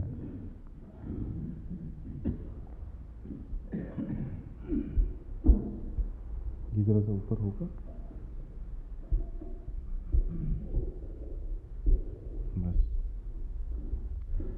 یہ دوسرا جو ہے اس کی ضرورت نہیں اونچا کرنے کی؟ ہاں ٹھیک ہے۔ السلام علیکم ورحمۃ اللہ۔ وعلیکم السلام ورحمۃ اللہ وبرکاتہ۔ حضور، آپ نے جیسے سورہ النساء میں متع کے مضمون کو قرآن و سنت اور حدیث کی روشنی میں طے کر دیا تھا اور یہ کلیتاً ثابت کر دیا تھا کہ یہ حرام ہے یہ عمل، میرا سوال تو نہیں ہے لیکن میں کچھ بتانا چاہتا ہوں پاکستان کے سلسلے میں کہ وہاں کچھ برس پہلے وہاں جو بازار حسن ہے اس کو بند کرانے میں اور وہاں جو پیشہ ور خواتین ہیں ان کو گرفتار کرانے کے سلسلے میں مولویوں نے بڑا شور ڈالا تھا، تو وہ بہرحال وہ عورتیں گرفتار بھی ہو گئی تھیں، لیکن گرفتار ہونے کے بعد جنہوں نے گرفتار کیا تھا اور جنہوں نے شور ڈالا تھا ان سب کو مصیبت پڑ گئی تھی، کیونکہ جن پولیس والوں نے گرفتار کیا تھا ان کی نوکریاں خطرے میں پڑ گئی تھیں۔ اور بہرحال قصہ مختصر یہ کہ اس سارے قصے میں ان کو چھوڑا اس لیے گیا کہ وہ شیعہ مذہب رکھتی تھیں، اور شیعہ مذہب میں اب بھی پاکستان میں بازار حسن میں جو بھی پیشہ ور خاتون وہاں کام کرتی ہے اس کے لیے ضروری ہے کہ وہ شیعہ ہو، اور شیعہ ایکٹ کے تحت جو کہ وہاں بھی لاگو ہوتا ہے وہ متع کے تحت اس کے زیر اثر اس کو چھوڑنا پڑتا ہے پولیس والوں کو، اور اگر چھوڑنا پڑتا کیا وہ جاتے کیا کرنے ہیں؟ خود متع کرنے جاتے ہیں یا پکڑنے کے لیے جاتے ہیں؟ بس حضور ایسے۔ ہاں، کیا وہاں مولوی مقرر ہیں جو باقاعدہ ان کا نکاح پڑھاتے ہیں؟ نہیں، مولوی تو حضور مقرر نہیں ہے، لیکن کہتے وہ یہی ہیں وہاں جو ان کے دلال ہوتے ہیں۔ جی وہی، انہوں نے طریقہ سیکھ لیا نکاح پڑھانے کا؟ کچھ ایسا بھی ہے حضور، کیا بتاؤں اس وقت۔ متع کا مضمون جی اپنی جگہ جیسا بھی ہے، اس میں یہ شرط ضروری ہے کہ نکاح پڑھایا جائے، جی خواہ 1 گھنٹے کے لیے پڑھایا جائے یا 1 دن کے لیے یا لمبی مدت کے لیے، یہ تو بہرحال قدر مشترک ہے سارے مذہب ماننے والوں کے درمیان. وہ کہتے ہیں نکاح پڑھانا ضروری ہے. جی اس لیے محض شیعہ ہونا کافی نہیں. جی وہ کنچنیاں جو اپنی عصمت بیچتی ہیں، وہ قانون کی زد سے، شیعہ قانون کی زد سے تبھی بچ سکتی ہیں اگر وہاں مولوی مقرر ہوں جو نکاح پڑھائیں. جی حضور، وہ اس بازار سے اس کا تعلق نہیں ہے، وہ ان کے اپنے ذاتی زندگی ہے جس میں وہ کسی سے منسلک ہوتی ہیں. نہیں، میں قانون پاکستان کی بات کر رہا ہوں. جی حضور، وہ ہے اس میں یہ ایکٹ ہے، وہ اس کے تحت نہیں اس کو پکڑ سکتے. کیا؟ وہ جو خواتین ہیں جو یہ کام کرتی ہیں، میرے جو وہاں صحافی دوست یا پولیس میں جتنے بھی دوست تھے، ان سب نے یہ بات بتائی ہے کہ ان کو یہ اریسٹ نہیں کر سکتے کیونکہ یہ متع ان کے مذہب میں جائز ہے. میں یہ عرض کر رہا ہوں، یہ بہت جھوٹ ہے ان کی بات. اچھا حضور. یہ بات ان کی محض جھوٹ ہے، کیونکہ لفظ متع کا اطلاق اگر کیا جائے تو متع کی تعریف کے مطابق ہوگا. جی حضور. متع کا یہ مطلب ہرگز نہیں ہے کہ جو انسان چاہے چند پیسے کسی کو دے کے اس کی عزت سے کھیلے. جی حضور. ہرگز یہ مطلب نہیں. جی. عملاً چاہے یہی ہوتا ہو، جی. مگر تعریف میں یہ بات نہیں ہے. جی.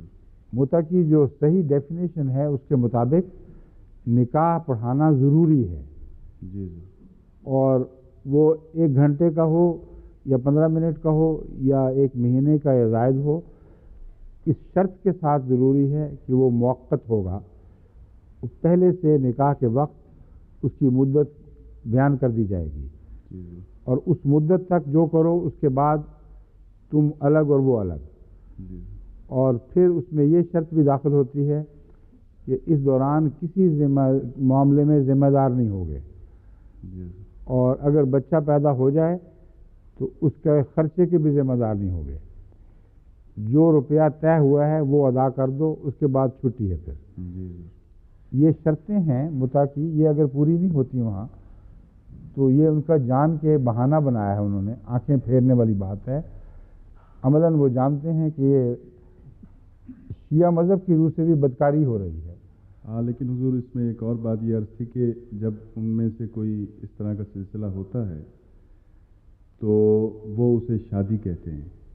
جو اس طرح کی خواتین ہوتی ہیں. ٹھیک ہے، میں جی ذرا تشریح رکھیں، میں باقی بات کر رہا تھا. وہ شادی کہیں جو مرضی کہیں، مگر جب ہم شیعہ کی بات کریں تو اس کے حوالے سے کرنی چاہیے. یہ بات تو لازم ہے کہ شیعہ متع کے تصور میں باقاعدہ ایجاب قبول اور نکاح ضروری ہے، اور اس کے لیے کسی مولوی کا یہ کام کرنا لازم ہے. تبھی میں نے کہا تھا کہ اگر انہوں نے بازار حسن وہاں بنانے ہیں تو وہاں مولوی مقرر کریں، اور باقاعدہ وہ ہر دفعہ آ کے پہلے نکاح پڑھایا کریں ہر داخل ہونے والے کا، اور معاملہ طے ہو. اس کے بعد پھر اس کی مدت گزرنے پر وہ خود بخود آزاد ہو جائے گی. اس کے بغیر اسے جائز قرار دینا درست نہیں ہے، یعنی قانون پاکستان کے لحاظ سے میں کہہ رہا ہوں. ویسے تو جائز ہے ہی نہیں، مگر میں قانون پاکستان کے حوالے سے کہہ رہا ہوں. دوسری بات، جو حکومت پاکستان کے جو سرکردہ لوگ ہیں یا جانتے نہیں یا جان کی آنکھیں بند کیے ہوئے ہیں، وہ یہ ہے کہ اس بازار حسن میں داخل ہونے والے تو اکثر سنی ہیں. وہ نکاح ہو بھی جائے تو کیسے بچیں گے؟ تو سنی کا شیعہ عورت سے نکاح تو شیعوں کے نزدیک نکاح بھی جائز نہیں ہے، اور فتویٰ ہے بڑا واضح. شیعوں کے فتاویٰ میں یہ داخل ہے کہ اگر کوئی شیعہ عورت سنی سے نکاح کرتی ہے تو وہ حرام بات ہے، نکاح ہے ہی نہیں، اور اولاد جو ہے وہ یہ ہوگی اور وہ ہوگی. تو اب ان کا کیا بنے گا؟ ان سنیوں کو کیوں نہیں سزا دیتے جن کا ان سے تعلق بطور سنی کے جائز ہی نہیں؟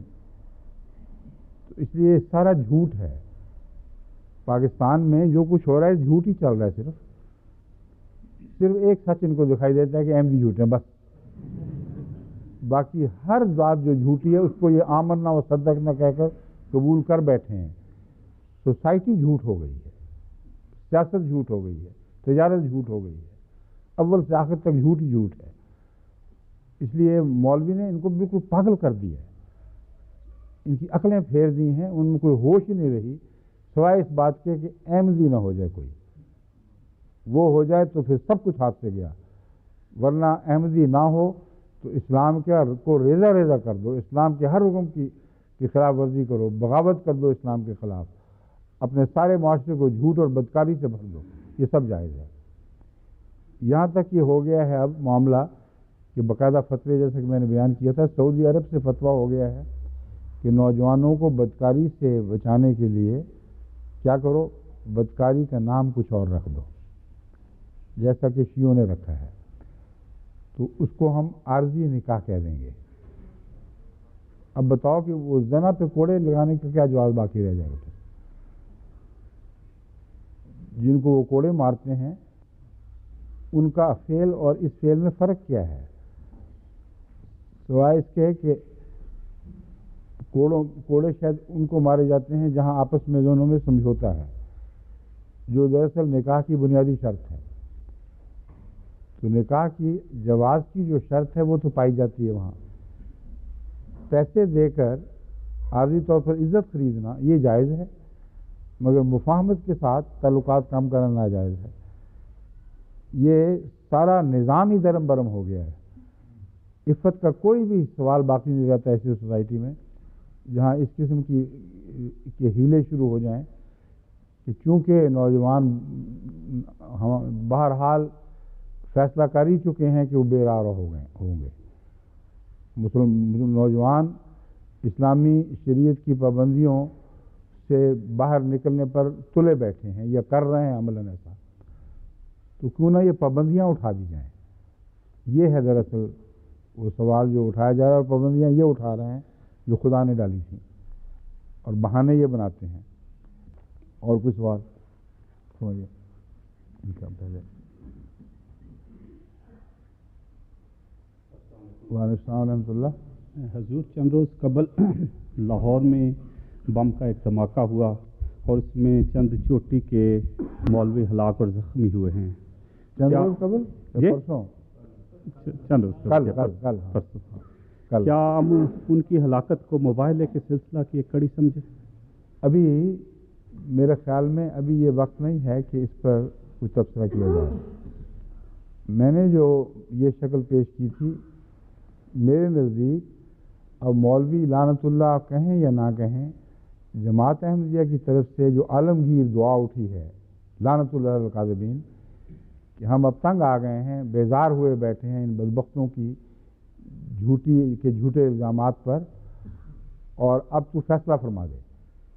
یہ جو میں نے طرز اختیار کی تھی، یہ حضرت مسیح موعود علیہ الصلوۃ والسلام کی سنت پر ایسا کیا ہے کہ آپ نے مباہلوں کے چیلنج دیے اور مخالفین نے طرح طرح کے عذر بنا کر بہانے تراش کر پورا ہوتا دیکھ کر بھی انکار کیا۔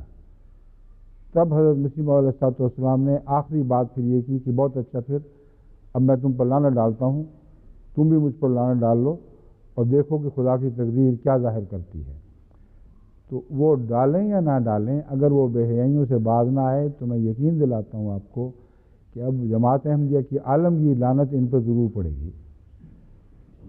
بس اسے مباہلے کا چیلنج کا ثبوت کہنا ضروری نہیں ہے، بلکہ میرے خیال میں یہ مناسب نہیں ہے۔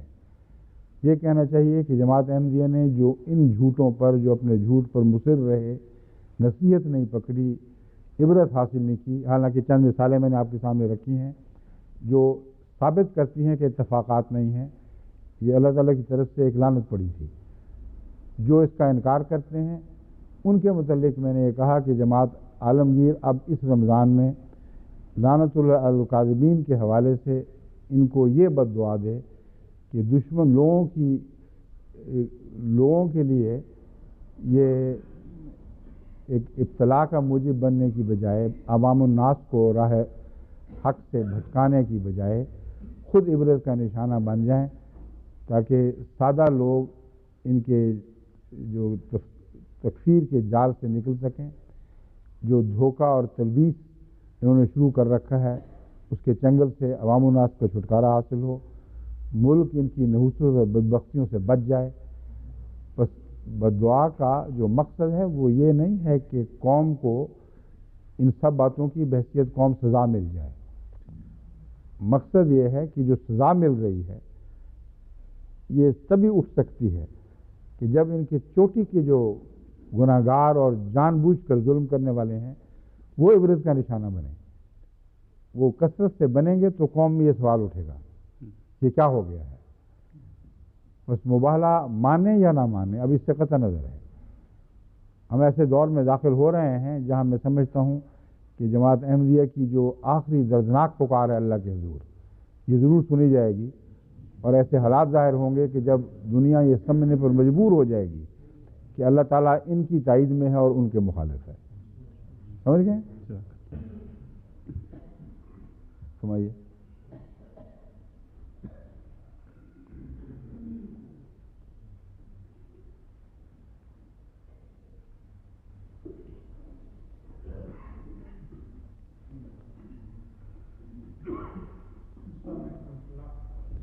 یہ حضور آج سحر کے بارے میں بات ہوئی ہے جادو کے تو میں نے تجرید بخاری میں پڑھا ہے اور آگے ہو جائیں آگے کہ حضرت عائشہ سے یہ روایت ہے کہ ایک دفعہ کسی شخص نے حضرت صلی اللہ علیہ وسلم پر جادو کر دیا جس کے میں نے نتیجے میں اس بارے میں تفصیل سے اپنے گزشتہ کسی درس میں بیان کر چکا ہوں.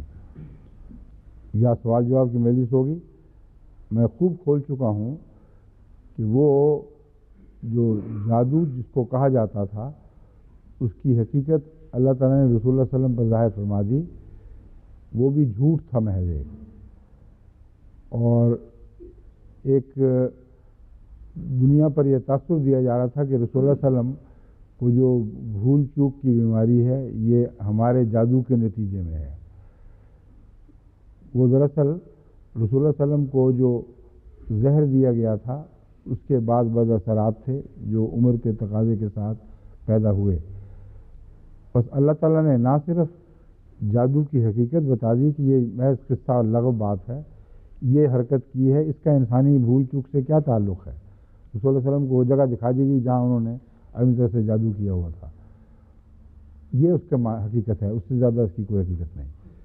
جو لوگ جادو مانتے ہیں اور جادو کو جھوٹ نہیں سمجھتے بلکہ سچ سمجھتے ہیں وہ اس حدیث سے غلط استنباط کرتے ہیں.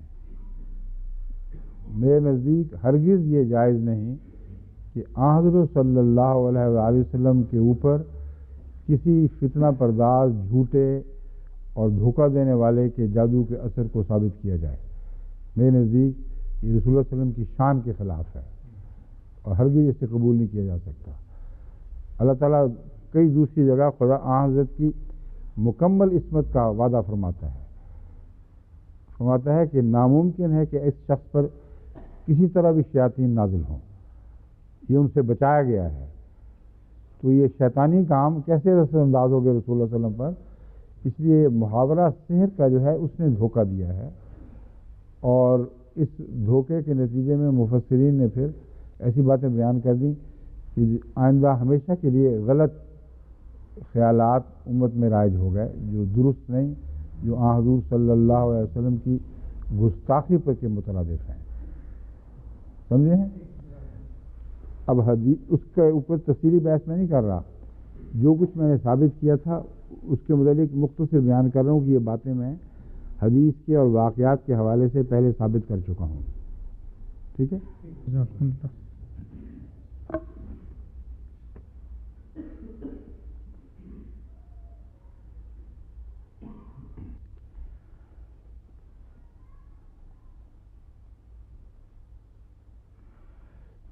یہ سوال اٹھایا گیا ہے کہ یعنی خواتین کی طرف سے سوال آیا ہے کہ کل کے درس میں جو آپ نے قرآنی آیت کے حوالے سے یہ بیان فرمایا کہ امانت جو خدا تعالیٰ نے پیش کی اس کو اٹھانے سے پہاڑوں نے بھی انکار کر دیا زمین نے بھی انکار کر دیا.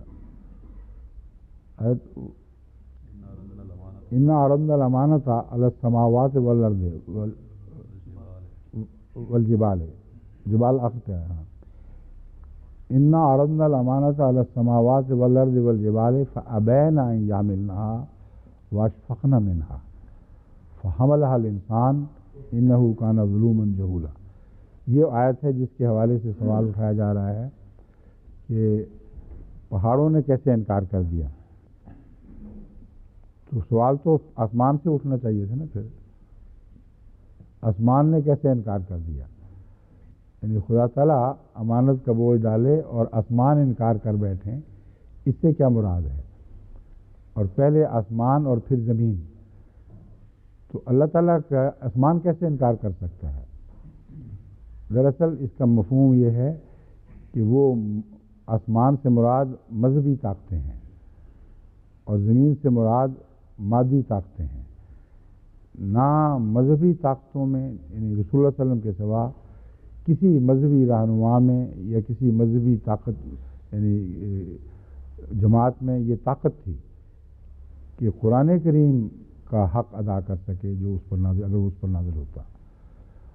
اور پہاڑ سے مراد قوا کے لحاظ سے اور صلاحیتوں کے لحاظ سے غیر معمولی طاقتیں رکھنے والے لوگ ہیں جن کی طاقتیں گویا پہاڑوں کی طرح بلند ہیں. تو یہ معنی ہیں، ورنہ لفظاً اس کا اطلاق ہو ہی نہیں سکتا. آسمان سے مراد مذہبی طاقتیں، زمین سے مراد زمینی طاقتیں، اور پہاڑ سے مراد ان کا بہت عظیم الشان اور ہیبتناک ہونا، بے انتہا مضبوط ہونا. یہ سب کچھ اس واسطے بیان کیا گیا ہے کہ قرآن جن صلاحیتوں کا متقاضی تھا وہ محمد رسول اللہ کے سوا اور کسی میں نہیں تھی. فحملها الانسان، الانسان کا معنی انسان کامل ہے. بس اگر خدا تعالیٰ نے یہ نازل کرنا تھا اور یہ اگلے انکار کر رہے ہیں تو یہ اعتراض اٹھتا تھا کہ پھر نازل کیوں کرنے کا ارادہ کرتا ہے.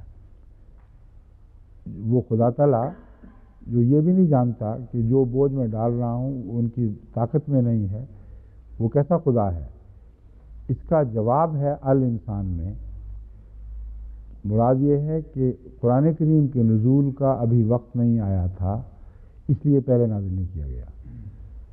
پہلے مذاہب جو آسمان کے نمائندہ ہیں ان کو قرآن کریم کی تعلیم کے مکمل ہونے کی توفیق نہیں تھی، اس لیے پہلے نازل نہیں کیا گیا. اہل دنیا کو بحیثیت دنیا کے یہ عظیم الشان تعلیم اس لیے نہیں دی گئی کہ وہ اس کی ابھی طاقت نہیں رکھتے تھے.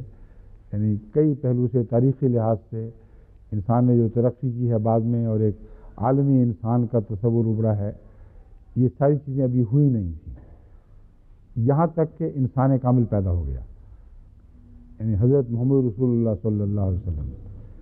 پھر آپ کے حوالے سے وہ دور آ گیا ہے جس دور میں قرآنی تعلیمات پر عمل ہو سکتا تھا اور اس کی ذمہ داریاں ادا کی جا سکتی تھیں.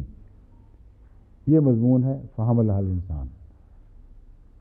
رسول اللہ صلی اللہ علیہ وسلم کے آنے سے ایک انقلابی دور شروع ہوا ہے کہ وہ تمام تر صلاحیتیں جو انسان کے اندر مخفی طور پر موجود تھیں، جن کو جلا دے کر ایک نئی عظیم صورت میں دنیا میں ایک خدا تعالیٰ کی جلال اور جمال کا جلوہ ظاہر کرنا مقصود تھا، وہ محمد رسول اللہ سے کے ذریعے سے رونما ہوئی ہیں وہ طاقتیں.